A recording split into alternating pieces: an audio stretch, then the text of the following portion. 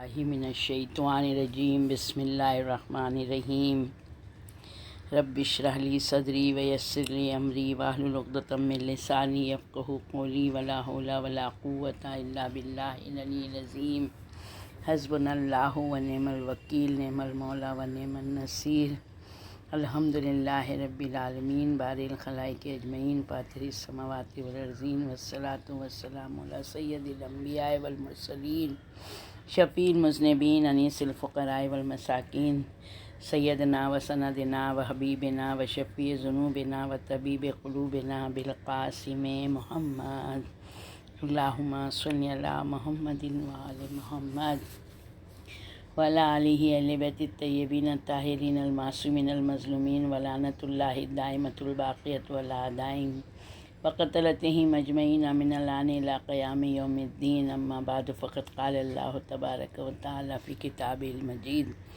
وفرقان الحمید بسم اللہ الرحمن الرحیم الم تروا ان اللہ سخر لکم ما فی السماوات وما فی الارض واسبغ علیکم نعمہ ظاہرۃ و باطنہ۔ خداوند حمید قرآن مجید میں فرماتا ہے کہ ایھا الناس، تم لوگ نہیں دیکھتے کہ اللہ نے تم لوگوں کے واسطے جتنی چیزیں آسمان میں ہیں سب کو تابع و مسخر کیا ہے کہ ان سے نفع اٹھاؤ، جیسے سورج، چاند، ستارے، یعنی ان کی روشنی سے نفع اٹھاؤ، سمندری اور زمینی راستوں کو طے کرتے ہوئے، اور ہوا، ابر باران جس کی وجہ سے تمہاری زندگی ہوتی ہے، یعنی کہ اللہ نے ہم کو بے شمار نعمتیں دی ہیں۔ وہ پروردگار جو بزرگ و برتر ہے، جس کی حمد و ثنا کرنے والے حمد و ثنا، یعنی اس کی حمد و ثنا کرتے کرتے زبانیں تھک جائیں پھر بھی ہم اس کی حمد و ثنا کا حق نہیں ادا کر سکتے ہیں، ہم اس کی نعمتوں کو شمار نہیں کر سکتے ہیں۔ اس نے ہم کو ظاہری نعمتیں بھی دی ہیں، باطنی نعمتیں بھی دی ہیں، ہم نعمتوں کا شمار نہیں کر سکتے تو ہم نعمتوں کا شکر کیسے ادا کر سکتے ہیں؟ نعمتوں، ظاہر اور باطنی نعمتوں کی تو مفسرین نے 300 وجہ لکھی ہیں، مگر ہم یہاں دیکھتے ہیں کہ ظاہری نعمت جو ہے بقول امام محمد باقر علیہ السلام اللہم صلی علی محمد وآل محمد، کہ امام کہتے ہیں نعمت ظاہری سے مراد پیغمبر خدا صلی اللہ علیہ وآلہ وسلم ہے، اور جو چیزیں حضرت نے بیان کی ہیں اللہم صلی علی محمد وآلہ، جیسے خدا کی معرفت اور اس کی توحید وغیرہ، اور نعمت باطنی سے مراد ہم اہل بیت علیہم السلام کی ولایت و مودت ہے۔ اللہم صلی علی محمد وآل محمد وجل پر، یعنی ولایت جیسی نعمت جو اللہ نے دی ہے ہم کو، تو اس سے بڑی کوئی بھی نعمت نہیں ہے۔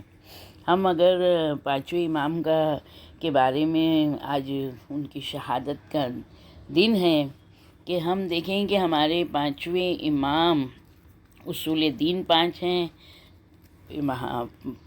دن بھر کی نمازیں 5 ہیں، ہمارے ہاتھ میں انگلی 5 ہے، حواس خمسہ اللہ نے 5 رکھے ہیں۔ اسی طرح سے ہم دیکھیں کہ ہمارے پانچویں امام محمد باقر علیہ السلام ہیں، اللہم صلی علی محمد وآل محمد۔ وہ نسل 2 ہاشمی کے، 2 علوی کے، 2 فاطمی کے، کیونکہ ہمارے پانچویں امام کے والد امام حسین علیہ السلام کے بیٹے ہیں، علی ابن الحسین، یعنی ہمارے چوتھے امام، اور پانچویں امام کی والدہ گرامی جناب فاطمہ ہیں، جو امام حسن ابن علی علیہ السلام کی بیٹی ہیں، اللہم صلی علی محمد وآل محمد۔ یعنی اتنا بڑا امام کا یہ مرتبہ ہے کہ امام کے بارے میں رسول اللہ نے جناب جابر ابن عبداللہ انصاری کو کہا، سلام بھیجا تھا، کہا تھا کہ جابر تم اس کا زمانہ پاؤ گے تو حسین کے بیٹا علی، علی کے بیٹا محمد ہوگا، جو میرا ہم نام ہوگا، جس کی چال ڈھال میری چال ڈھال ہوگی۔ تو جناب جابر اکثر ہے نا اس کو میرا سلام کہنا، تو جناب جابر اکثر مسجد رسول میں بیٹھ کر پکارا کرتے تھے یا باقر، یا باقر العلوم. تو یعنی جو مدینے کے لوگ تھے کہتے تھے جابر ماشاء اللہ پاگل ہو گئے، ہذیان بک رہے ہیں. جناب جابر کہتے تھے نہیں، میں ہذیان نہیں بک رہا ہوں، بلکہ میں نے رسول اللہ سے سنا ہے، انہوں نے فرمایا ہے کہ تم ہمارے فرزندوں میں سے ایک فرزند سے ملاقات کرو گے جو نسل حسین سے ہوگا، اس کا نام میرا نام ہوگا، اس کی صورت میری صورت ہوگی. وہ باقر علوم نبیین یعنی انبیاء کے علوم کی حقیقت کو ظاہر کرنے والا، ان میں منہ شگافیاں کرنے والا یعنی کھول دینے والا ہوگا. جب تم اس سے ملاقات کرنا تو میرا سلام کہنا. اسی لیے میں انہیں پکارتا رہتا ہوں. ایک دن جو تھا تو ایک مقام پر امام محمد باقر علیہ السلام مل گئے. تو جناب جابر نے کہا اے لڑکے ذرا قریب آؤ. وہ قریب آئے، کہا پیچھے ہٹو، پیچھے ہٹ گئے. جب جابر نے 2-3 مرتبہ آگے پیچھے کیا، کہا واللہ یہی چال ڈھالے رسول اللہ کی یہی تھی. کہا کہ بیٹے آپ کا نام کیا ہے؟ کہا ہمارے اس بچے نے کہا محمد. تو جابر نے پوچھا کہ آپ کس کے بیٹے ہیں؟ کہا میں علی ابن الحسین کا فرزند ہوں. جناب جابر نے کہا میں آپ پر فدا ہوں، آپ ہی باقر ہیں. فرمایا ہاں میں ہی باقر ہوں، جو پیام تم کو میرے جد بزرگوار رسول خدا صلی اللہ علیہ وآلہ وسلم نے دیا ہے وہ پہنچاؤ. جناب جابر نے سن کر سر اقدس کو بوسہ دیا، عرض کیا آپ پر میرے ماں باپ فدا ہوں. رسول خدا نے آپ پر سلام کہا ہے. فرمایا رسول خدا پر بھی ہمارا سلام ہوں، اللہم صلی اللہ محمد وعلی. اس کے بعد ہے نا اپنے بابا کے پاس آئے اور ساری کیفیت بیان کی. تو ہمارے چوتھے امام کہتے ہیں کہ بیٹے کیا جابر نے یہ سب کے سامنے کہا؟ ہاں بابا. کہ اب تم اپنے گھر سے باہر نہیں نکلو. بس جابر دونوں وقت صبح شام امام محمد باقر علیہ السلام کے پاس آیا جایا کرتے تھے، اللہم صلی اللہ محمد وعلیہ. اور ان کو اہل مدینہ جتنے مدینے کے لوگ تھے ان کو ملامت کرتے تھے، مگر وہ اسی حساب سے جاتے تھے کہ وہ اصحاب رسول خدا سے ہیں. یعنی یہاں تک کہ جناب جابر پوری اپنی زندگی جو ہے تو امام سے صبح شام ملاقات کرتے رہے، یہاں تک کہ انتقال ہو گیا. اللہم صلی اللہ محمد وآل محمد وجل فرج. امام سے لوگ امام کو جو ہے تو علم کو کھولنے والے، یعنی امام سے لوگوں نے ایسے ایسے مسئلے پوچھے ہیں کہ امام نے ان کو ہر مسئلوں کے جواب دیے ہیں. کہ جیسے ایک شخص نے آ کے پوچھا کہ مولا، ایک شخص نے مرتے وقت وصیت کی تھی کہ 1000 درہم خانہ کعبہ کے لیے میرے بعد بھیج دینا. تو اس جس کو وصیت کی تھی جب وہ مکے میں آیا تو وہ حیران ہے کہ ان روپے کو کہاں کیا کرے. تو لوگ اس کو بنی شیبہ کے پاس لے آئے. ان لوگوں نے کہا یہ روپیہ ہمیں دے دو، تم بری الذمہ ہو جاؤ گے. جب اس نے امام محمد باقر علیہ السلام سے پوچھا تو حضرت نے فرمایا کہ خانہ کعبہ کو ان کی یہ روپے کی ضرورت نہیں ہے، بلکہ تم یہ دیکھو کہ کوئی حج پر آیا ہے، اس کے پاس راستے کا پیسہ ختم ہو گیا ہے، اس کے پاس کھانے کو نہیں ہے، اس کے پاس سواری نہیں ہے، یا اس کا پیسہ چوری ہو گیا، اگر وہ ضرورت مند ہے وہ حاجی تو اس کو یہ روپیہ دے دو. تو اس طرح سے امام یعنی لوگوں کو مسئلے بتاتے تھے، کیونکہ رسول اللہ کے بعد حدیثوں پر پابندی لگ گئی تھی. خلیفہ اول اور دوم نے بالکل تاکید کر دی تھی کہ کوئی رسول اللہ کی حدیث بیان نہیں کرے گا. تو لوگ حدیثوں سے یعنی لوگ حدیثیں بھول جائیں، جو رسول اللہ کی حدیثیں ہیں، تو اس وجہ سے لوگ جو تھے تو اسلام کے احکام سے ایک دم دور ہو گئے تھے. اسی طرح ایک مرتبہ ابو حنیفہ مسجد رسول میں آئے، وہاں پر ہمارے 5 امام بیٹھے تھے. تو انہوں نے کہا کہ ابو جعفر اگر آپ کہیں تو میں آپ کے پاس بیٹھوں. تو امام نے کہا دیکھ تو مشہور لوگوں میں سے ہے اور میں نہیں چاہتا کہ تو میرے پاس بیٹھے. مگر اس نے امام کی بات کی کوئی توجہ نہیں کی اور بیٹھ گیا. پھر بولنے لگا کہ آپ امام ہیں. امام نے کہا میں نہیں کہتا ہوں کہ میں امام ہوں. تو کہ ابو حنیفہ نے کہا کچھ لوگ کوفے میں ہیں، وہ یہ گمان کر رہے ہیں کہ آپ امام ہیں۔ تو امام نے کہا میں کیا کروں؟ تو اس نے کہا کہ ان لوگوں کو لکھ بھیجیے کہ ایسا نہ کہیں۔ تو امام نے کہا وہ نہیں مانیں گے۔ تو ابو حنیفہ نے کہا ایسا بھی ہو سکتا ہے کہ وہ نہ مانیں۔ تو امام کہتے ہیں تو اپنے حال پر سوچ کہ میں نے تو میرے سامنے ہے اور تو نے مجھ سے کہا میں بیٹھوں، میں نے کہا نہیں، تو میری بات کو تو نے مانا۔ تو جب تو میرے سامنے رہ کے میں نے منع کیا اور تو نے نہیں مانا، تو وہ لوگ تو میری نظر سے غائب ہیں اور میں ان سے دور ہوں، تو میرے لکھنے کو کب مانیں گے؟ اس طرح سے امام انسان کی اصلاح کس طرح آسانی سے کر دیتے تھے کہ ایک شخص آیا، اس نے کہا کہ مولا ایک آدمی نے پیدا ہوئے لڑکی سے نکاح کیا، تو اس کی پہلا نمبر زوجہ نے اسے دودھ پلا دیا۔ اس کے بعد ایک اور یعنی جو سیکنڈ والی عورت تھی اس نے بھی دودھ پلا دیا۔ تو جب ابن شبرما کے پاس یہ مسئلہ پیش ہوا تو اس نے کہا کہ اس شخص پر وہ کمسن لڑکی حرام ہو گئی اس لیے کہ وہ اس کی بیٹی ہو گئی، اور دونوں زوجہ بھی اس پر حرام ہو گئی اس لیے کہ دونوں اس کی ساس ہو گئیں۔ جب حضرت نے سنا تو فرمایا کہ اس نے غلطی کی ہے، اس پر جو چھوٹی والی زوجہ ہے جو دودھ پینے والی ہے وہ، اور وہ عورت جس نے پہلے دودھ پلایا وہ حرام ہو گئی، اور جو بعد میں جس نے دودھ پلایا ہے سیکنڈ والی وہ اس پہ حرام نہیں ہوگی۔ کیوں؟ کہ اس نے تو اپنے شوہر کی بیٹی کو دودھ پلایا ہے۔ تو اس طرح سے امام نے اس مسئلے کو حل کیا ہے۔ اللہم صلی علی محمد وآل محمد وعجل فرجہ۔ امام کا علم دوسرے تمام ائمہ علیہ السلام کی طرح چشمہ وحی سے فیضان حاصل کرتا تھا، اور جناب جابر بن عبداللہ جب آپ کے پاس آتے تھے تو بہت آپ کے علم سے بہراور ہوتے تھے، بار بار کہتے تھے اے علوم کو شگافتہ کرنے والے، میں گواہی دیتا ہوں آپ بچپن ہی میں علم خدا سے مالا مال ہیں۔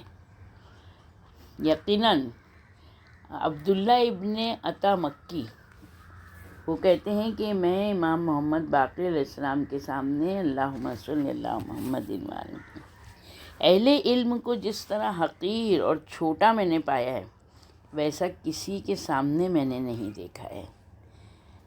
امام کا علمی مقام ایسا ہے کہ جابر ابن یزید جوفی روایت کرتے وقت کہتے تھے کہ وسیع اوصیاء وارث علوم انبیاء محمد ابن علی ابن الحسین علیہ السلام نے ایسا کہا ہے۔ تو ایک شخص نے عبداللہ ابن عمر سے ایک مسئلہ پوچھا، وہ جواب نہیں دے سکے۔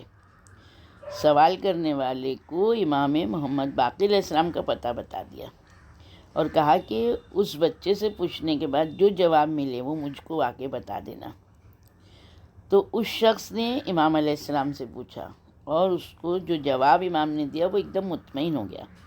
اس کے بعد اس نے جا کے عبداللہ ابن عمر کو بتایا۔ عبداللہ ابن عمر نے کہا یہ وہ خاندان ہے جس کا علم خدا داد ہے۔ یقیناً ہمارے اماموں کو اللہ کی طرف سے علم عطا کیا گیا ہے، اور ہمارے پانچویں امام کو موقع ملا تھا تو آپ نے علوم اور دانش کے اتنے یعنی جھرنے کھول دیے تھے کہ سوائے دل کے اندھے کے اور کوئی ان کا انکار نہیں کر سکتا۔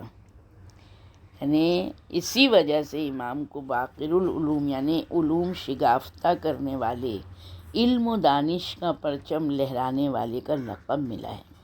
یہاں تک کہ ہمارے امام نے مدینے میں علم کا ایک بڑا حوضہ، ایک بڑا دانش کدہ بنایا، یعنی بڑا حوضہ بنایا، اور جس میں سینکڑوں درس لینے والے افراد پہنچتے تھے۔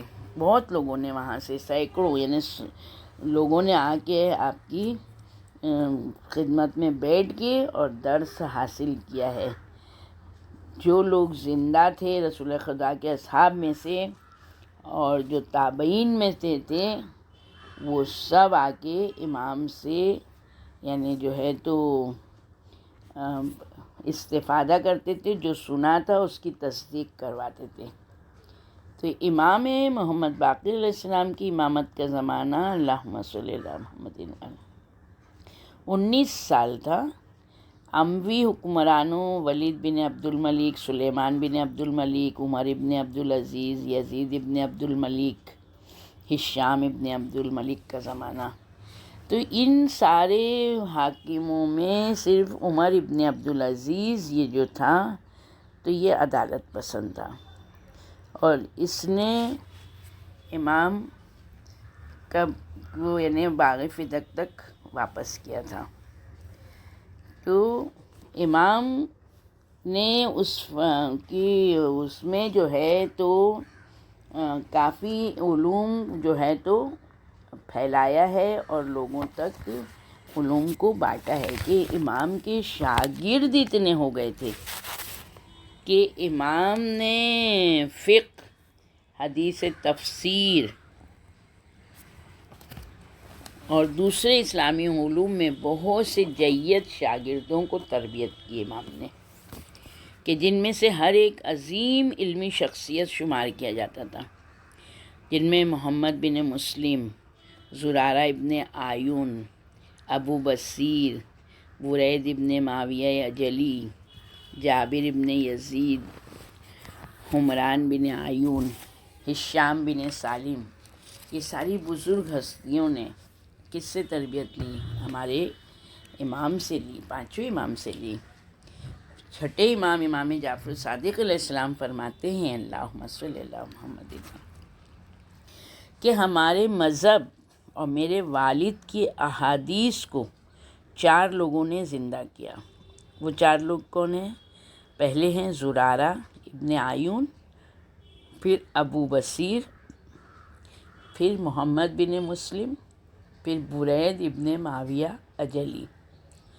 اگر یہ افراد نہیں ہوتے تو کوئی بھی شخص دین کی تعلیمات اور پیغمبر اکرم صلی اللہ علیہ وآلہ وسلم کے مکتب سے مستفید نہیں ہو سکتا تھا۔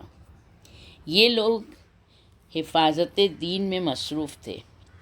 یہ لوگ ہمارے دور کے شیعوں میں سب سے پہلے افراد تھے۔ یہ لوگ ہمارے دور کے شیعوں میں سب سے پہلے افراد تھے کہ جو ہمارے مکتب سے آشنا ہوئے۔ قیامت کے دن بھی دوسروں سے پہلے یہ ہمارے سے آ کے ملیں گے۔ پھر امام محمد باقر علیہ السلام کے شاگرد اپنے دور کے فقہا، محدثین میں شمار ہوتے تھے۔ علمی میدان میں فقہا اور غیر شرعی جو قاضی تھے ان پر ان کو برتری تھی، حاصل تھی۔ تو امام کی جو ہم لوگ دیکھتے ہیں کہ حدیثوں کے اس میں کہ امام نے جب بھی اگر کوئی امام سے سوال پوچھتا تھا تو امام زیادہ تر ان کو قرآن سے جواب دیتے تھے، اور ان سے کہتے تھے امام کہ تم لوگ مجھ سے پوچھو کہ یہ قرآن میں آیت کہاں پر ہے، کیونکہ امام جو ہیں تو جب قرآن کی آیت ہوتی تھی اس سے امام اس کو دلیل بتاتے تھے، تو خود کہتے تھے کہ میں جو بھی بات بیان کروں اس کے متعلق تم سوال کرو کہ قرآن مجید میں کس جگہ پر ہے، تاکہ اس موضوع سے مطابق میں آپ لوگوں کو بتا سکوں۔ تو یقیناً ہم اپنے امام کی زندگی کے حالات کے بارے میں اگر ہم دیکھتے ہیں تو امام کے شاگرد جب اس مقام پر پہنچ گئے تو وہ امام ہمارا کتنا عالم ہوگا۔ اللہم صلی اللہ محمد وآل محمد وعجل فرجہم۔ کہ اسود بن سعید یہ کہتے ہیں کہ امام محمد باقر علیہ السلام نے فرمایا کہ ہمارے اور ہر زمین کے درمیان ایک تناب ہوتی ہے، جیسا کہ معمار کے ہاتھ میں ستلی ہوتی ہے۔ جب بھی ہمیں زمین کے کسی بھی خطے کے متعلق کوئی حکم اللہ کی طرف سے ہوتا ہے تو ہم اس تناب کو کھینچ لیتے ہیں، اور زمین ہماری طرف اپنے کنویں، بازار، گھروں سمیت سمٹ کر آ جاتی ہے، یہاں تک کہ ہمیں جو خدا کا حکم ملتا ہے ہم اسے نافذ کرتے ہیں۔ اسی طرح جناب جابر ابن یزید جوفی یہ کہتے ہیں کہ میں امام محمد باقر علیہ السلام کی خدمت میں حاضر ہوا۔ میں نے آپ سے اپنی غربت، یعنی اپنی حاجت کا شکوہ کیا۔ امام نے کہا جابر ہمارے پاس کوئی درہم نہیں ہے۔ پھر جابر کہتے ہیں کچھ دیر کے بعد کمیت اسدی آ گئے، یہ شاعر اہل بیت تھے۔ انہوں نے کہا مولا اجازت دیں تو میں ایک قصیدہ پڑھنا چاہتا ہوں۔ امام نے کہا ہاں پڑھو۔ کمیت نے قصیدہ پڑھا۔ جیسے ہی قصیدہ تمام ہوا امام نے غلام سے کہا کہ گھر سے ایک تھیلی لا کر کمیت کو دے دو۔ غلام گیا، اس نے جو امام نے کمرہ بتایا تھا وہاں سے ایک تھیلی لایا اور اس نے کمیت کے حوالے کر دی۔ کمیت نے کہا مولا اگر اجازت ہو تو ایک اور سناؤ۔ امام نے کہا ہاں ضرور پڑھو۔ پھر دوسرا قصیدہ پڑھا۔ امام نے غلام سے کہا جاؤ اسی کمرے سے ایک اور تھیلی لے آؤ۔ پھر وہ تھیلی لا کے کمیت کو دی۔ پھر کمیت نے کہا مولا اگر اجازت ہو تو ایک قصیدہ اور آپ کی نظر کرنا چاہتا ہوں۔ امام نے کہا ہاں پڑھو۔ کمیت نے اپنا ایک قصیدہ پھر امام کو سنایا۔ امام نے غلام سے کہا کہ ایک تھیلی لے آؤ اور کمیت کو دے دو۔ غلام جا کے لایا تھیلی اور کمیت کو دے دی۔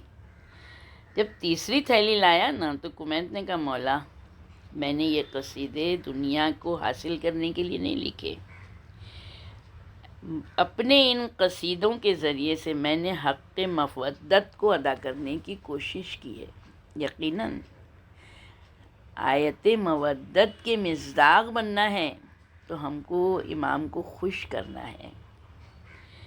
کس طرح کہہ رہے ہیں کہ میں نے قصیدوں کے ذریعے میں نے حق مودت کو ادا کرنے کی کوشش کی ہے، لہٰذا میں اس انعام سے معذرت کرتا ہوں۔ امام نے جب کمیت کا اصرار دیکھا تو غلام سے کہا جاؤ تینوں تھیلیاں اٹھا کر کمرے میں رکھ دو۔ جابر کہتے ہیں مجھے یہ سب دیکھ کر بڑا ذہنی صدمہ ہوا۔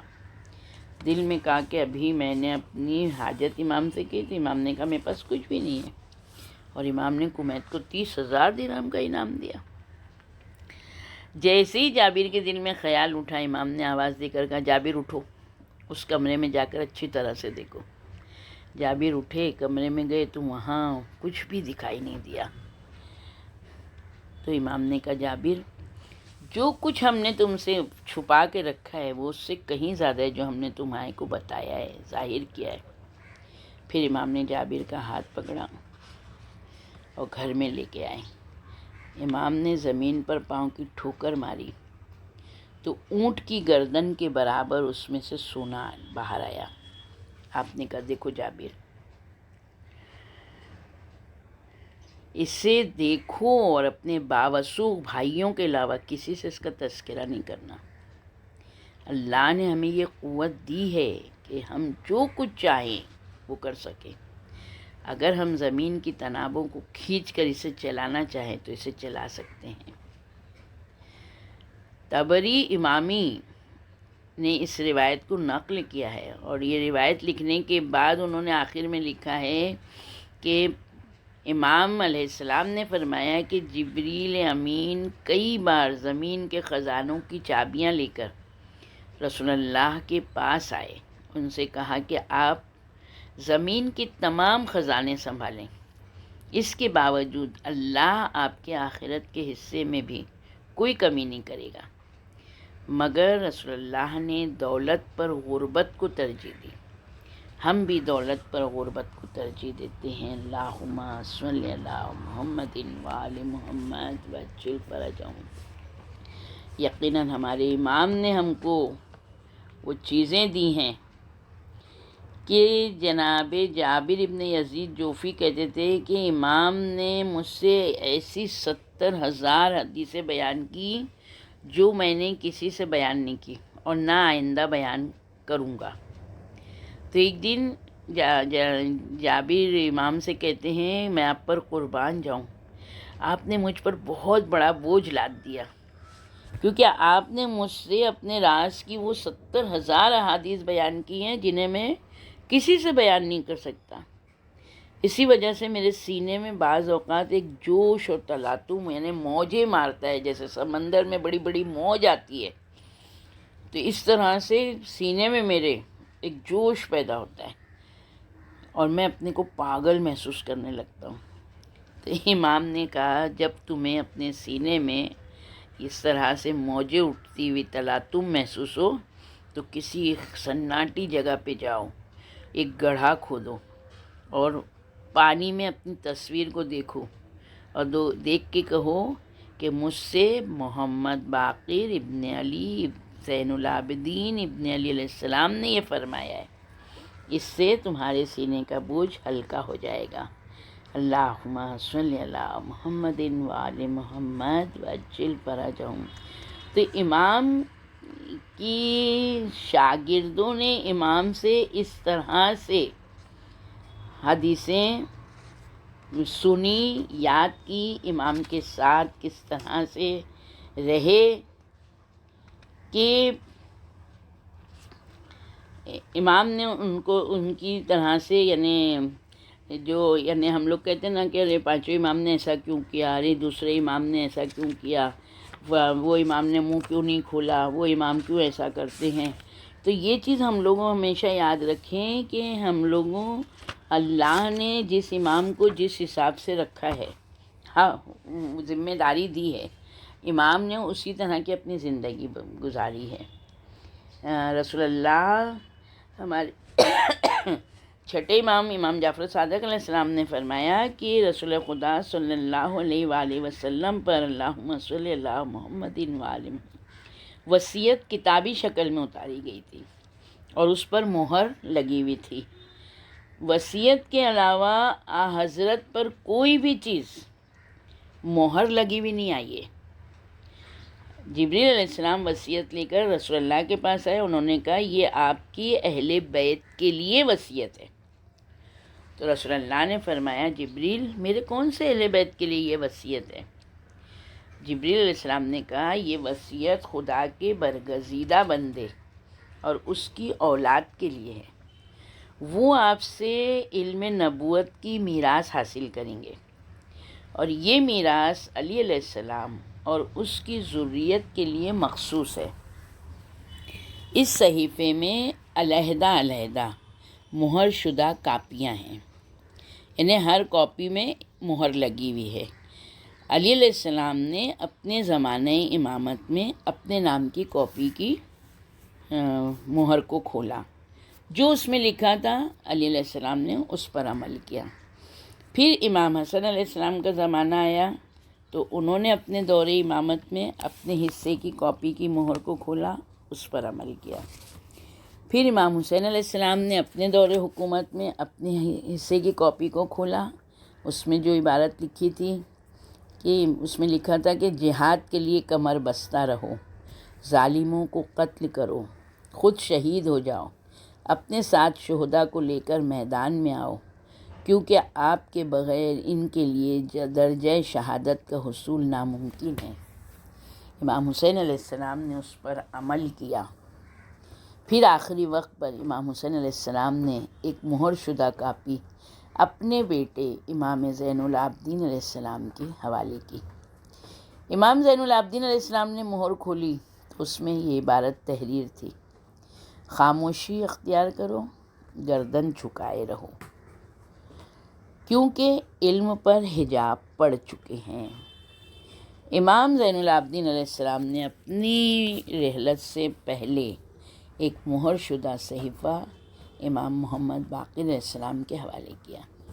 امام محمد باقر علیہ السلام نے مہر کھول کر صحیفے کو پڑھا تو اس میں لکھا تھا، کتاب خدا کی تفسیر کرو، اپنے والد کی تصدیق کرو، اپنے فرزند کو وارث بناؤ، امت پر احسان کرو، حق خداوندی کے لیے قیام کرو، خوف و امن کی حالت میں حق بات کہو اور اللہ کے علاوہ کسی سے نہ ڈرو۔ تو جس طرح سے اللہ نے امام کو حکم دیا، اس طرح سے امام نے اپنی زندگی کے دنوں کو اس طرح سے اپنی زندگی کو امام نے گزارا ہے۔ اللہم صلی علی محمد وآل محمد وجل۔ یقیناً امام جو ہیں تو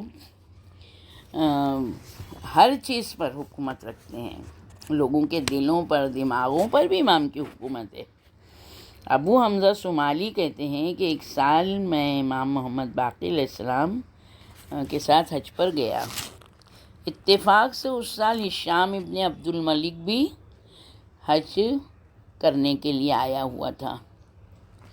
لوگ امام سے دینی مسائل پوچھ رہے تھے، امام کے گرد جمع تھے.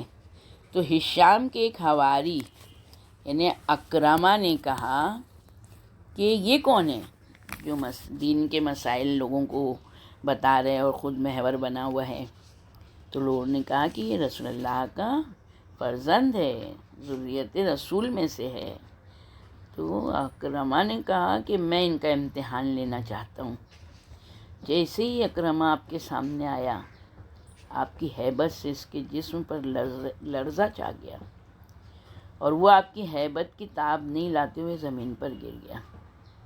جب کچھ دیر بعد اس کے تھوڑے اوسان صحیح ہوئے تو اس نے کہا، فرزند رسول، میں زندگی میں بڑے بڑے علماء کی مجلسوں میں بیٹھا ہوں، ان کی خدمت میں گیا ہوں، یہاں تک کہ میں ابن عباس کی مجلس میں بھی کئی بار گیا ہوں، لیکن میں آج تک کسی سے مروب نہیں ہوا، یعنی کسی کا روب مجھ پر نہیں آیا.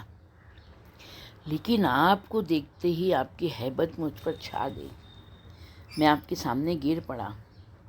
امام نے فرمایا، اے اہل شام کے غلام، تو اس کے سامنے آیا ہے جن کے گھروں کی بلندی کا اعلان اللہ تعالیٰ نے ان الفاظ میں کیا ہے، بسم اللہ الرحمن الرحیم، فی بیوت اذن اللہ ان ترفع ویذکر فیہا اسمہ. یہ ایسے گھر ہیں جن کی بلندی کا اللہ نے حکم دیا اور ان گھروں میں صبح شام اللہ کا نام لیا جاتا ہے. یہ سورہ نور کی آیت نمبر 36 ہے. کہ امام نے کس طرح سے، امام نے اس سے کچھ نہیں کہا تھا، مگر اللہ کی طرف سے جو ہے تو امام کی ہیبت اس کے دل پہ چھا گئی. اسی طرح سے ہمارے پانچویں امام کہتے ہیں کہ ایک مرتبہ ہشام ابن عبد الملک نے مجھے بلایا. جب میں اس کے پاس گیا تو اس کے ارد گرد سب بنی امیہ کے بہت سارے لوگ بیٹھے تھے کرسیوں پہ. مجھے دیکھ کر اس نے کہا، ترابی قریب آؤ. تو امام نے کہا، اس میں کیا شک ہے، ہماری پیدائش مٹی سے ہوئی ہے، ہم نے دوبارہ اسی میں لوٹ کر جانا ہے. پھر اس نے اپنے قریب امام کو بٹھا کر کہا، یہ بتاؤ کیا بنی امیہ کا قتل عام کرنے والے ابو جعفر تم ہو؟ امام نے کہا، وہ ابو جعفر اور ہے. اس نے کہا، تو پھر وہ کون ہے؟ تو امام نے کہا، وہ ہمارا چچا زاد بھائی ابو حمزہ ابو العباس ابن محمد ابن علی ابن عبداللہ ابن عباس ہے. یہ سن کر اس نے کہا، اس پیشن گوئی کی تردید، یعنی میں اس کو، جو آپ پیشن گوئی کر رہے ہیں، میں اس کو رد نہیں کر سکتا ہوں. کیوں؟ کہ میں نے اس سے پہلے کبھی آپ کی زبان سے کوئی جھوٹی بات نہیں سنی. دشمن اہل بیت ہے، مگر دیکھیں امام کا دشمن بھی امام کے کردار پر، اخلاق پر انگلی نہیں اٹھا سکتا ہے، کوئی نقص نہیں بتا سکتا ہے. پھر اس نے کہا کہ یہ بتائیں ایسا کب ہوگا؟ تو امام نے کہا، بس چند برسوں میں یہ واقعہ ہو جائے گا اور اس وقت کو زیادہ دیر نہیں ہے. جابر جوفی کہتے ہیں کہ امام محمد باقر علیہ السلام نے فرمایا، اللہم صلی علی محمد وعلی، کہ بنی امیہ کی حکومت اس وقت تک ختم نہیں ہوگی جب تک ہماری اس مسجد کی دیوار نہ گرے گی. یعنی اس سے امام کی مراد مسجد جوفی تھی. پھر حضرت نے جیسا کہا تھا ویسا ہی ہوا. یقیناً ہمارے امام مومن کو بھی پہچانتے ہیں، منافق کو بھی پہچانتے ہیں. یہ چیز امام کس طرح سے لوگ آتے تھے امام کے پاس، اور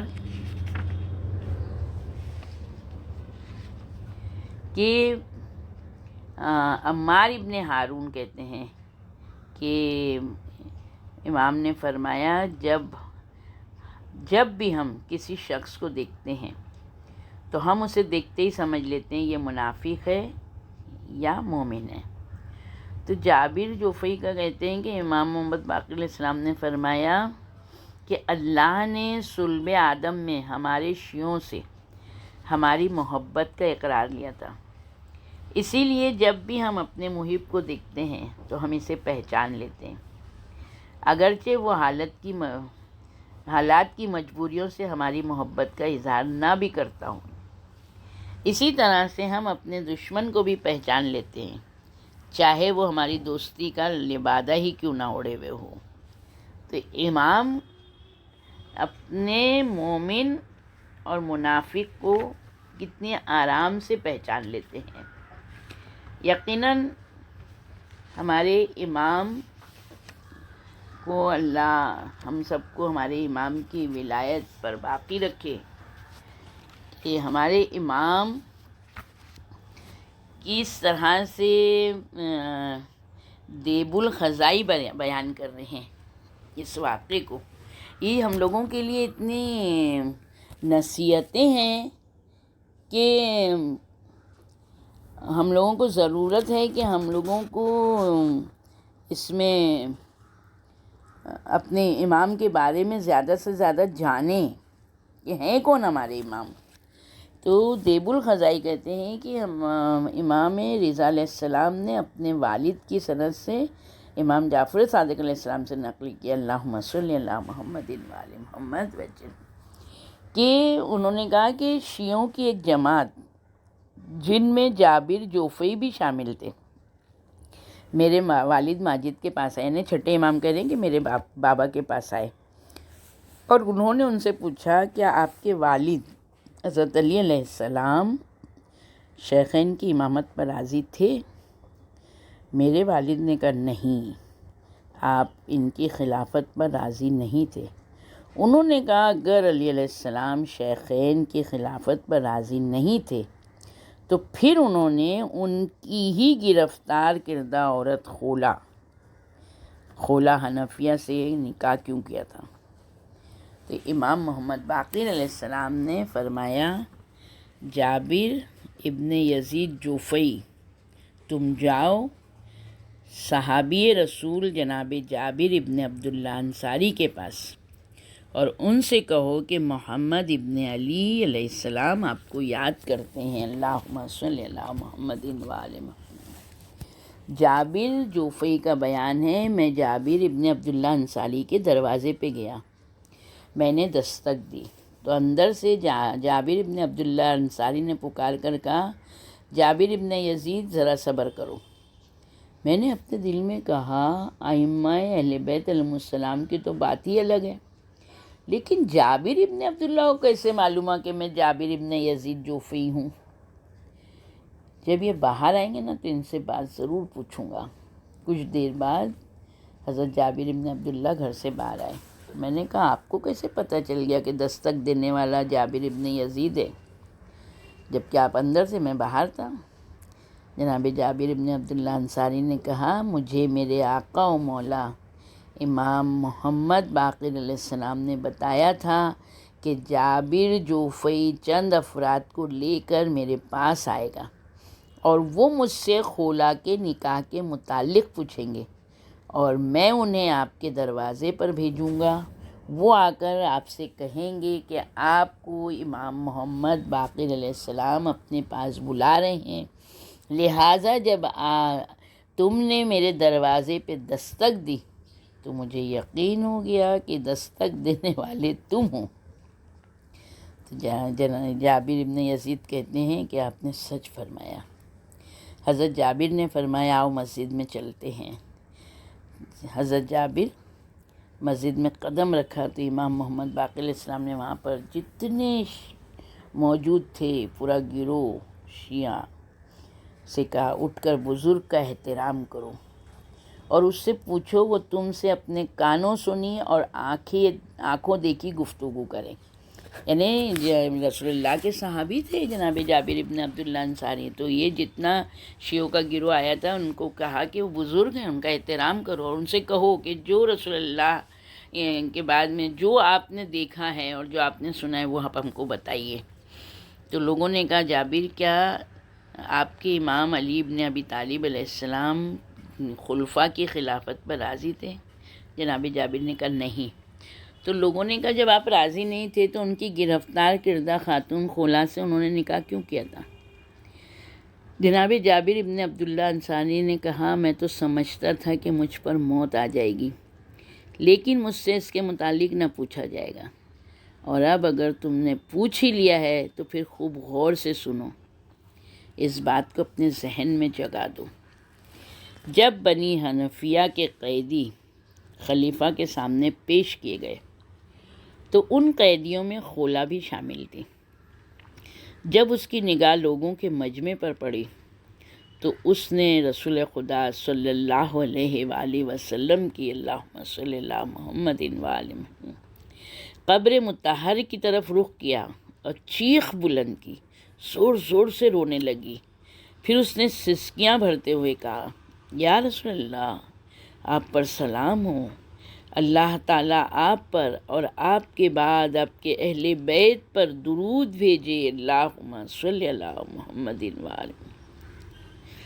آپ کی امت نے ہمیں نوبیہ اور دیلم کے لوگوں کی طرح سے قید کیا ہے، جبکہ ہمارا جرم صرف یہی تھا کہ ہم آپ کے خاندان سے محبت رکھتے تھے، اس لیے ان لوگوں نے ہماری نیکی کو برائی سمجھا، ان کی برائیاں نیکیوں میں بدل گئیں، ان لوگوں نے ہمیں گرفتار کر لیا۔ پھر بی بی خولا نے لوگوں کی طرف رخ کیا اور انہیں خطاب کر کے کہا لوگوں، مجھے جواب دو، تم نے ہمیں کس جرم میں قید کیا ہے جبکہ ہم لا الہ الا اللہ محمد رسول اللہ پڑھتے ہیں، اللہم صلی اللہ محمد وآلہ۔ لوگوں نے کہا تم نے زکوٰۃ دینے سے انکار کیا تھا۔ بی بی خولا نے کہا اگر بالفرض تمہاری بات درست مان بھی لی جائے تو یہ جرم مردوں نے کیا تھا، عورتوں کا کیا قصور تھا کہ تم نے انہیں قید کیا، انہوں ان کے گھر سے باہر نکالا۔ جب بی بی نے یہ جواب دیا تو سارے لوگ لاجواب ہو گئے۔ خالد ابن عفان اور طلحہ نے اس سے شادی کرنے کے لیے اس پر اپنے کپڑے پھینکے۔ بی بی خولا نے کہا شرم کرو، میں بے لباس نہیں ہوں کہ تم مجھے کپڑا پہنانا چاہتے ہو۔ کسی نے بی بی سے کہا یہ دونوں تجھ سے شادی کے خواہش مند ہیں، اور اب ان میں سے جو بھی تمہاری زیادہ بولی لگائے گا تمہیں اس سے بیاہ دیا جائے گا۔ خولا حنفیہ نے کہا ایسا ناممکن ہے، میرا شوہر صرف وہ ہو سکتا ہے جو مجھے یہ بتائے کہ جب میں ماں کے شکم سے باہر آئی ہوں تو میں نے اس وقت کیا کہا تھا۔ جب لوگوں نے بی بی کی یہ گفتگو سنی تو ان پر خاموشی طاری ہو گئی۔ خالد بن عفان اور طلحہ نے بھی اپنے کپڑے اٹھا لیے۔ ابو بکر نے کہا لوگوں، یہ لڑکی اپنے قوم کے سردار کی بیٹی ہے، وہ اس قسم کے ماحول سے مانوس نہیں ہے، اسی لیے یہاں آ کر گھبرا گئی ہے، گھبراہٹ کی وجہ سے وہ ایسی باتیں کر رہی ہے۔ خولا حنفیہ نے کہا میں ہرگز گھبراہٹ کا شکار نہیں ہوں، جو کچھ میں نے کہا ہے وہ حق اور صداقت پر مبنی ہے۔ کسی نے حضرت علی علیہ السلام کو اللہم صلی اللہ محمد وآل محمد وعجل فرجہم اطلاع دی تو آپ مسجد میں تشریف لائے اور فرمایا یہ بالکل صحیح کہہ رہی ہے۔ جب یہ شکم مادر میں تھی تو قحط سالی چھائی ہوئی تھی، یعنی اس سال قحط پڑا تھا۔ اس کی ماں نے کہا تھا نہ جانے کیسا منحوس بچہ میرے شکم میں پرورش پا رہا ہے، جب سے یہ میرے شکم میں آیا ہے تب سے قحط چھایا ہوا ہے۔ جب یہ شکم مادر سے باہر آئی تو اس نے ماں سے کہا تھا کہ میں منحوس نہیں ہوں، میں بابرکت لڑکی ہوں، اب تمہارے علاقے میں فراوانی کا دورہ ہوگا، تمہیں ہر وقت ہریالی دکھائی دے گی۔ اس کی ماں نے اپنی اور اس کی باتوں کو یعنی گفتگو کو ایک چاندی کی تختی پر کندہ کروایا، چاندی کی تختی کے اوپر اس کو چھپوایا، اور وہ تختی اس وقت بھی اس کے پاس موجود ہے۔ جب خولہ حنفیہ نے یہ بات سنی تو اس نے لو حاضرین کی طرف پھینکی جس پر دونوں واقعات تحریر تھے۔ ابو بکر نے علیہ السلام سے کہا، ابو الحسن، اسے آپ اپنی کنیزی میں لے لیں، خدا آپ کو برکت دے۔ حضرت سلمان نے اٹھ کر کہا، علی علیہ السلام پر تمہارا احسان نہیں ہے، بلکہ اس کا ہم سب پر احسان ہے کہ اس نے ہم سب کو شرمندگی سے محفوظ رکھا۔ اور اس طرح کی گفتگو مقداد، ابو ذر اور عمار نے بھی کی۔ حضرت علی علیہ السلام نے خولہ حنفیہ کو اسماء بنت امیس کے پاس بھیجا، فرمایا تم اس کے خاطر تواضع کرو۔ خولہ حنفیہ اسماء بنت امیس کے پاس رہی یہاں تک کہ اس کا بھائی آیا۔ اس نے اپنی بہن کا عقد امیر المومنین علیہ السلام سے کیا۔ اچھی طرح سے سن لو، حضرت علی علیہ السلام نے اس سے نکاح کیا تھا، اسے کنیز نہیں بنایا تھا۔ یعنی جس وقت علی علیہ السلام نے کہا کہ وہ تختی اس کے پاس ابھی بھی موجود ہے، تو امام نے کہا لاؤ وہ تختی مجھے دو۔ کہا آپ بتائیں وہ کہاں ہے؟ کہا تیرے بازو پہ تھی، مگر جب تجھ کو قید کر کے لا رہے تھے تو تو نے اپنے سر کے بال میں اس کو چھپایا، یعنی وہ جوڑا باندھے ہوئے تھی، اور تیرے بالوں کے اندر تیرے جوڑے میں وہ تختی موجود ہے۔ تو اس نے کہا آپ نے بالکل صحیح فرمایا، اور پھر اس نے وہ تختی علی علیہ السلام کے حوالے کی۔ جب یہ جتنے شیعوں کا گروہ آیا تھا، جابر ابن عبداللہ انصاری کی زبان سے اس کو سنا تو انہوں نے کہا، جابر ابن عبداللہ انصاری، تمہیں خدا دوزخ کی حرارت سے بچائے جیسا کہ تم نے ہمیں شک کی حرارت سے بچایا۔ یعنی کتنی ضروری چیز ہے کہ امامت پہ شک اگر آ گیا تو پھر سمجھ لیں کہ ہماری نجات مشکل ہے۔ امامت پر یقین ہونا چاہیے، یقین کی منزل پر ہم کو رہنا چاہیے۔ ایک صلوات دیتے ہیں، اللہم صلی علی محمد وآل محمد وعجل فرجهم وسلم مخرجهم۔ جابر جوفی کا بیان ہے کہ میں ایک سفر حج میں امام کے ساتھ تھا۔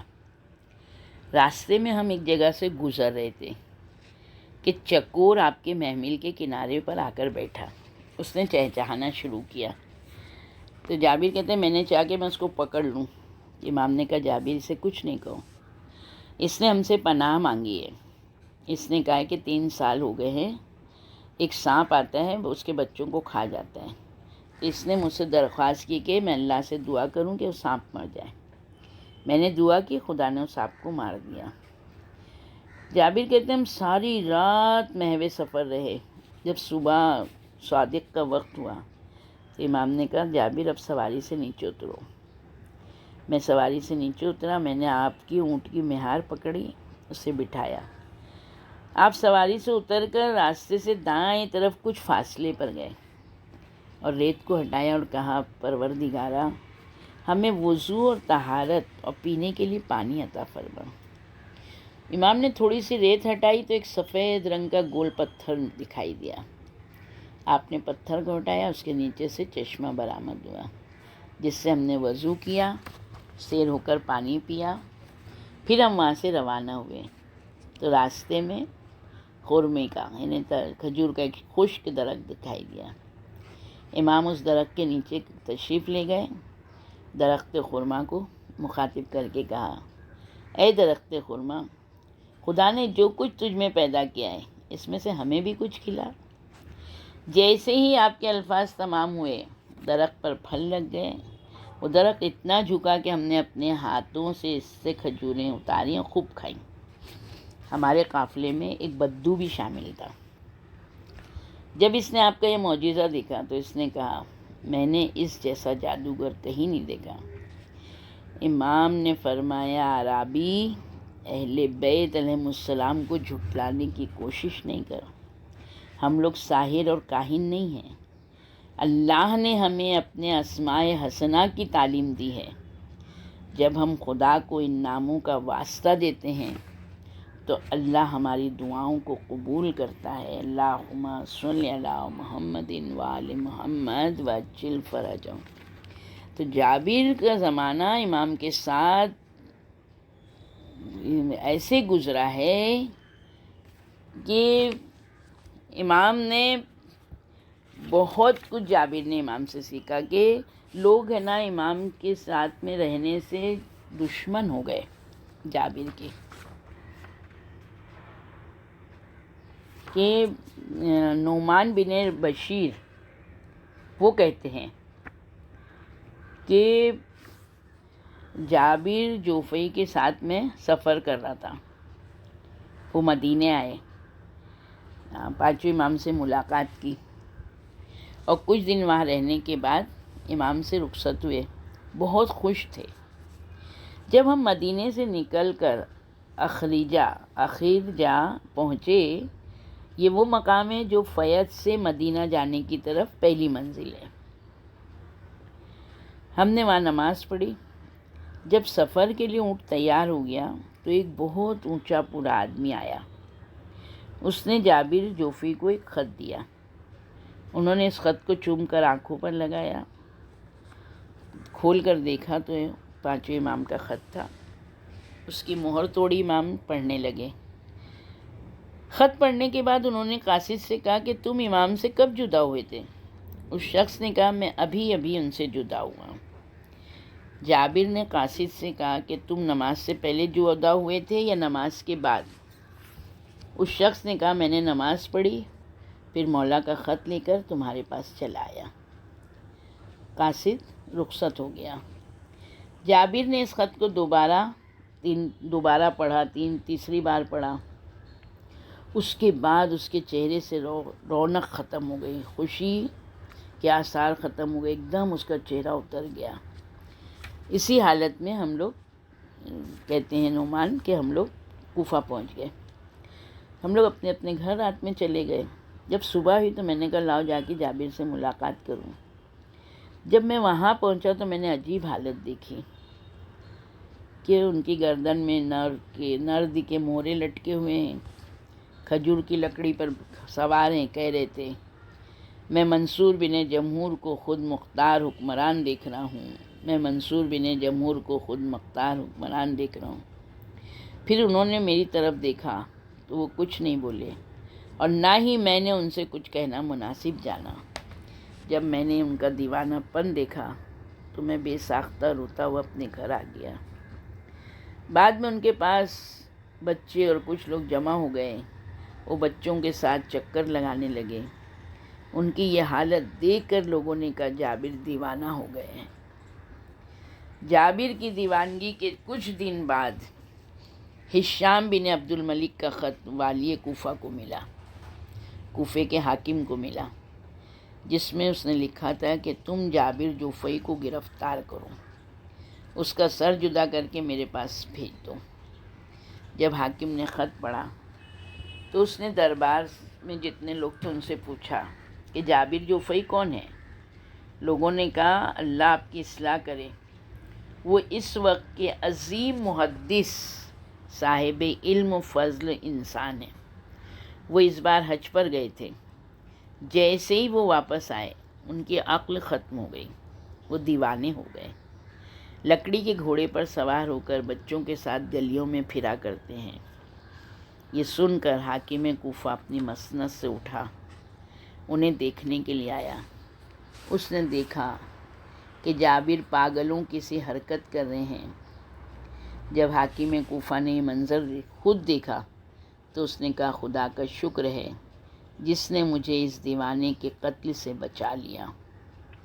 راوی کا بیان ہے کہ چند دنوں بعد کوفے کی حکومت منصور بن جمہور نے سنبھالی۔ اس نے وہی کچھ کیا جس کی پیشن گوئی جابر پہلے سے کر چکے تھے۔ یقیناً امام کے چاہنے والے امام کے ہر حکم کی اطاعت کرتے تھے، ہر حکم کو امام کے دل و جان سے مان کے کام کرتے تھے، اور امام بھی ان کی اسی طرح سے حفاظت کرتے تھے جس طرح سے امام سے وہ محبت کرتے تھے۔ یقیناً وہ امام کہ جو ہم کو اتنا چاہنے والا امام، مگر امام کس طرح سے امام کو شہید کیا گیا کہ زید بن حسن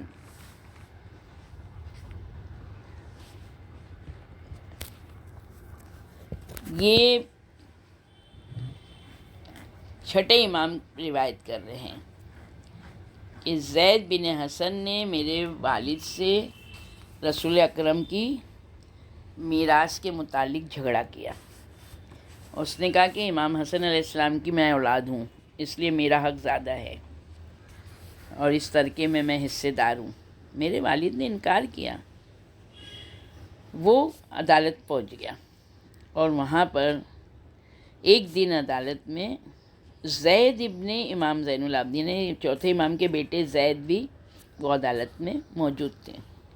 تو اس دوران زید بن حسن نے زید بن امام زین العابدین علیہ السلام سے کہا کہ سندھی عورت کے بیٹے تم خاموش رہو، کوئی گفتگو نہیں کرو۔ تو زید ابن امام زین العابدین علیہ السلام نے کہا کہ اس تنازع پر افسوس جس میں ماؤں کا ذکر کیا جائے، اب میں جب تک زندہ رہوں گا تم سے کوئی بات نہیں کروں گا۔ اس کے بعد زید ابن زین العابدین علیہ السلام میرے والد کے پاس آئے، یعنی پانچویں امام کے پاس آئے اور کہا بھائی جان، میں نے آپ پر اعتماد کرتے ہوئے قسم کھائی ہے، آئندہ میں زید بن حسن سے کوئی بات نہیں کروں گا، نہ جھگڑے میں اس کا فریق بنوں گا۔ امید ہے آپ اس پر اعتراض نہیں کریں گے اور مجھے نا امید نہیں کریں گے۔ پھر انہوں نے سارا واقعہ بتایا تو امام نے انہیں بری قرار دیا۔ جب زید بن حسن کو اطلاع ملی تو بڑا ناراض ہوا، کہنے لگا اب میں کھل کر محمد ابن علی سے دشمنی کروں گا، انہیں بے قدری یعنی بے عزتہ کروں گا، ان کو اذیت پہنچاؤں گا۔ پھر وہ دوڑتا ہوا امام کے پاس آیا کہ آپ میرے ساتھ قاضی کے پاس چلیں۔ امام نے کہا چلو ہم تمہارے ساتھ چلتے ہیں۔ راستے میں آپ نے بطور نصیحت اس کو کہا دیکھو تم نے جو چھری چھپا رکھی ہے، اگر وہ تم سے کہہ دے کہ میں تم سے زیادہ حقدار ہوں تو کیا تم مان لو گے؟ میری دشمنی سے باز آؤ گے؟ زید نے کہا میرے پاس کوئی چھری نہیں ہے۔ امام نے چھری کو بولنے کا حکم دیا تو اللہ کے حکم سے چھری بول اٹھی اور آواز آئی زید تم ظالم ہو، محمد بن علی حق پر ہیں، اگر تم باز نہیں آئے تو میں تمہیں ہلاک کر دوں گی۔ جب زید ابن حسن نے گواہی سنی تو غش کھا کر گر پڑا۔ امام نے اس کا ہاتھ پکڑا، اسے کھڑا کیا۔ پھر کچھ دیر بعد امام نے زید سے کہا اگر یہ پتھر اور چٹان جس پر ہم کھڑے ہیں یہ بھی میرے حق میں گواہی دے تو کیا مان لو گے؟ زید نے کہا ہاں مان لوں گا۔ امام نے جس پتھر پر زید کھڑا تھا وہ پتھر حرکت میں آیا، قریب تک کہ پھٹ جائے، لیکن جس چٹان پہ امام کھڑے تھے وہ حرکت میں نہیں آئی۔ پھر اللہ نے پتھر کو بولنے کی طاقت دی۔ پتھر سے آواز آئی زید تم ظلم کر رہے ہو جبکہ محمد ابن علی حق پر ہیں، ان کی دشمنی سے باز آؤ ورنہ میں تمہیں ہلاک کر دوں گا۔ پھر زید غش کھا کے گرا۔ امام نے ہاتھ پکڑا، کھڑا کیا۔ پھر امام کہتے ہیں زید اگر یہ درخت زمین کو چیر کر میرے پاس چلا آئے تو کیا تم میری صداقت پر ایمان لاؤ گے؟ زید نے کہا ہاں تسلیم کروں گا۔ آپ نے درخت کو آواز دی، وہ زمین کو چیرتا ہوا آپ کی طرف آیا۔ اس نے آپ پر سایہ کیا، پکار کر کہا زید تم ظلم کر رہے ہو جبکہ محمد ابن علی وراثت رسول کے تم سے زیادہ حقدار ہیں، تم اپنے دعوے سے باز آ جاؤ ورنہ میں تمہیں مار ڈالوں گا۔ زید بن حسن یہ سن کر پھر بے ہوش ہو گیا۔ پھر میرے والد نے اس کا ہاتھ پکڑا، وہ درخت پھر اپنی جگہ پر واپس چلا گیا۔ زید نے میرے والد ماجد سے قسم کھا کر کہا کہ اب آئندہ وہ اس طرح سے کسی کا جھگڑا نہیں کرے گا۔ میرے والد گھر آ گئے۔ زید اسی دن عبد الملک بن مروان کے پاس چلا گیا اس نے کہا میں نے ایک جادوگر اور دروغ گو کو معاذ اللہ دیکھا ہے جس کا آزاد چھوڑنا آپ کے لیے مناسب نہیں۔ پھر جو کچھ اس نے دیکھا وہ عبد الملک کو سنا دیا۔ عبد الملک نے حاکم مدینہ کو خط لکھا کہ محمد ابن علی کو گرفتار کر کے میرے پاس بھیجو۔ پھر اس نے زید ابن حسن سے کہا اگر میں تجھے ان کے قتل پر مأمور کروں تو کیا تم انہیں قتل کرو گے؟ زید نے کہا ہاں میں ایسا ضرور کروں گا۔ امام جعفر صادق علیہ السلام فرماتے ہیں کہ جب وہ خط والی مدینہ کو ملا تو اس نے عبد الملک کو لکھا کہ میری یہ تحریر آپ کی مخالفت اور نافرمانی پر نہیں مبنی ہے بلکہ نصیحت و خیر خواہی پر مبنی ہے۔ جس شخص کی گرفتاری کا آپ نے مجھے حکم دیا ہے وہ تو ایسا شخص ہے جس کا زہد و تقوی بے مثال ہے، اور جب وہ محراب عبادت میں قرآن کی تلاوت کرتے ہیں تو ان کی تلاوت سننے کے لیے پرندے وحشی جانور تک جمع ہو جاتے ہیں، لہٰذا خلیفہ کے لیے یہ بات نازیبا ہوگی کہ ان سے خواہ مخواہ کا تعرض کیا جائے۔ خدا نے کسی قوم کی حالت اس وقت تک نہیں بدلی جب تک وہ اپنی حالت کو خود نہ بدلے۔ جب عبد الملک کو یہ جواب ملا وہ خط کے مضمون سے بہت خوش ہوا کہ اس میں خیر خواہی کا پہلو ہے۔ عبد الملک نے زید بن حسن کو بلایا، حاکم مدینہ کا خط دیا۔ اس نے کہا لگتا ہے کہ محمد ابن علی نے حاکم مدینہ کو اپنے شیشے میں اتار لیا ہے۔ بہرحال عبد الملک نے کہا تمہاری پہلی تدبیر تو ناکام ہو گئی، اب کچھ اور سوچو۔ اس نے کہا ہمارے پاس ایک چیز ہے، رسول اللہ کے ہتھیاروں میں سے تلوار اور زیرہ اور ان کی انگوٹھی اور ان کا عصا موجود ہے، تم والی مدینہ کو خط لکھ کر یہ چیزیں ان سے منگواؤ، اور یہ چیزیں اگر وہ نہیں دیں گے تو تمہارے پاس گرفتاری کا وہ آ جائے گا، سبب ہو جائے گا۔ اس نے عبد الملک نے حاکم مدینہ کو خط لکھا، 1,00,000 درہم بھیجے امام کے پاس اور رسول اللہ کے تبرکات کا مطالبہ کیا۔ امام نے اس سے کہا کہ مجھے کچھ روز کی مہلت دے۔ جیسے امام نے تبرکات رسول اللہ کے تھے ویسے ہی بنوائے اور عبد الملک کے پاس بھیج دیے۔ جب اس نے تبرکات کو دیکھا تو کہا کہ یہ تبرکات خدا کی قسم رسول اللہ کے سامان میں سے نہیں دیے۔ عبد الملک نے مدینے کے والی کو خط لکھا کہ اب وہ خط لے کے وہ پہنچا امام کے پاس کہ آپ نے ہم سے ہدیہ تو لے لیا لیکن اصل چیزیں نہیں دی۔ تو امام نے اس سے کہا کہ جو کچھ میں نے دیکھا تھا وہ تجھے بھجوا دیا، اب یہ تم پر منحصر ہے کہ تم اعتماد کرو یا نہ کرو۔ عبد الملک نے امام کی تصدیق کی، اہل شام سے کہا یہ رسول خدا کے تبرکات ہیں۔ پھر اس نے زید کو گرفتار کر کے قید میں ڈالا اور کہا اگر مجھے قتل میں ملوث ہونے سے نفرت نہ ہوتی تو میں تجھے قتل کرا دیتا۔ پھر اس نے میرے والد کو خط لکھا کہ میں آپ کے چچا زاد بھائی کو آپ کے پاس بھیجتا ہوں، آپ اس کو کچھ سکھائیے۔ جب زید میرے والد کی خدمت میں آئے تو آپ نے اس کو درگزر کیا، آپ نے اس کو اچھا لباس دیا، اس احسان کا بدلہ یوں دیا، ایک زین خریدی، اس میں زہر بھر دی۔ وہ زہر آلود زین لے کر امام کے پاس آیا کہ آپ اس زین کو استعمال میں لائیں۔ میرے امام نے کہا تم پر افسوس کہ تم نے اس امر عظیم کا ارادہ کیا ہے، تم اپنے ہاتھوں سے کتنا برا فعل انجام دے رہے ہو۔ مجھے اس زین کی لکڑی کا بھی علم ہے، اسے کس درخت سے بنائے گئے، لیکن تقدیر الہی یہی ہے، اس کے لیے ہلاکت ہے جس کے ہاتھوں سے یہ عمل سرزد ہو رہا ہے۔ زین کو گھوڑے پر رکھا گیا، اس زین پر بیٹھتے ہی جب آپ نے زین سے اترے تو زہر جسم میں سرایت کر چکی تھی، جسم پر ورم آ گیا۔ آپ نے کفن کی تیاری کا حکم دیا، اس میں ایک سفید چادر تھی جس کو آپ نے احرام میں استعمال کیا تھا۔ آپ نے فرمایا اسی چادر کو میرے کفن کے کپڑوں میں شامل کر دو۔ اس کے بعد آپ 3 دن زندہ رہے۔ اس کے بعد آپ نے رحلت فرمائی، وہ زین آل محمد علیہ السلام کے پاس محفوظ ہے۔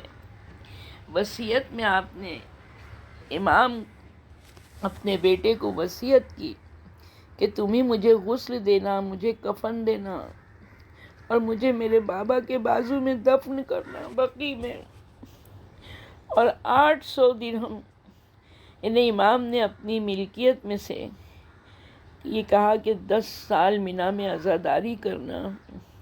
کیوں امام نے مینا کا نام لیا؟ کیونکہ ہر شہر کے لوگ، ہر جگہ کے مسلمان، انجانے جانے انجانے سب جمع ہوتے ہیں اور مینا میں 3 رات ٹھہرتے ہیں۔ تو امام نے کہا کہ وہاں پر عزاداری کرنا، میرے جد میرے دادا کی مجلس رکھنا۔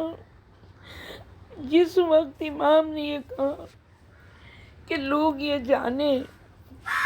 جانیں گے کہ اہل بیت علیہ السلام پر کتنا ظلم ڈھایا گیا، کتنی اذیت پہنچائی گئی، کس طرح کربلا میں ان پر ظلم ڈھایا گیا، اور یہ وہ میرا امام شہید ہوا ہے جس نے پوری کربلا اپنی آنکھوں سے دیکھی ہے، اپنے دادا پر ظلم ہوتے دیکھا ہے، کہ جس وقت کسی نے پوچھا تھا کہ مولا، امام حسین علیہ السلام جب زین سے زمین پر آئے تھے تو ان کا زلجنا ان کا طواف کر رہا تھا، کچھ کہہ رہا تھا، مولا کیا کہہ رہا تھا؟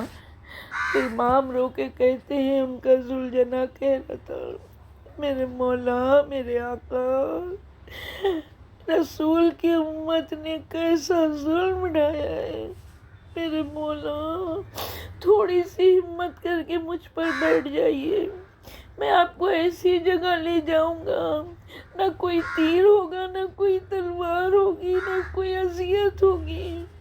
میرے امام نے کہا نہیں زلجنا، میں نہیں بیٹھ سکتا، بس تو جا میرے خیمے میں جا کر بیویوں کو اطلاع کر دے کہ تمہارا آقا میرا سید و سردار زین سے زمین پر آ گیا ہے۔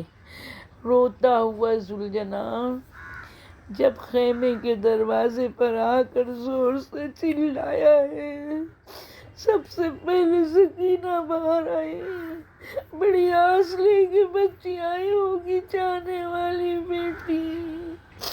جس وقت اس نے دیکھا کہ سب زلجنا خالی ہے، پیروں کو پکڑا، زلجنا تو آ گیا، میرا بابا کہاں ہے؟ زلجنا تو میرے بابا کو چھوڑ کر آ گیا، زلجنا جب تو جا رہا تھا میرا بابا تو پیاسا تھا، زلجنا یہ بتا دے کہ جب میرا بابا زین سے زمین پر آیا تو کیا میرے بابا کو پانی ملا؟ یقیناً میرے مولا نے یہ ساری چیزیں دیکھی ہیں، سکینہ کی مظلومی دیکھی ہے۔ وہی امام جب اپنے بیٹے کو کہہ رہے ہیں کہ ایک بیٹا زیادہ حقدار ہوتا ہے کہ اپنے بابا کا غسل و کفن کرے، دفن کرے، میں کہوں گی میرے امام کو یاد آیا ہوگا اپنے بابا کی مظلومی، جس کا دادا زمین گرم پر لاشا بے گور و کفن پڑا ہے، اس کا بابا ہتھکڑیوں بیڑیوں میں جھکڑا ہوا، کس طرح سے بے ردا بہنوں اور ماؤں کو اونٹ پر سوار قافلہ لے کر چل رہا ہے۔ میرے امام نے اپنے بابا اور اپنے دادا کی غربت دیکھی، مظلومی دیکھی، وہ امام آج بقیع میں اپنے بابا اور اپنے دادا امام حسن کے بازو پر پروردگار ہمارے وقت کے امام کے ظہور میں تعجیل فرما، بقیع کی تعمیر کا سامان کر دے میرے مولا، ہم یہ مجالس امام کے روضے میں جا کر کریں، ہم کو زندگی میں پروردگار کعبہ اور کربلا کی زیارت نصیب فرما، ہماری اس چھوٹی سی خدمت کو قبول کر لے، ہماری معرفت میں، ہماری ولایت میں اضافہ فرما۔ ربنا تقبل منا انك انت السميع العليم الا لعنة الله على قوم الظالمين سيعلم الذين ظلموا اي منقلب ينقلبون واخر الدعوانا الحمد لله رب العالمين۔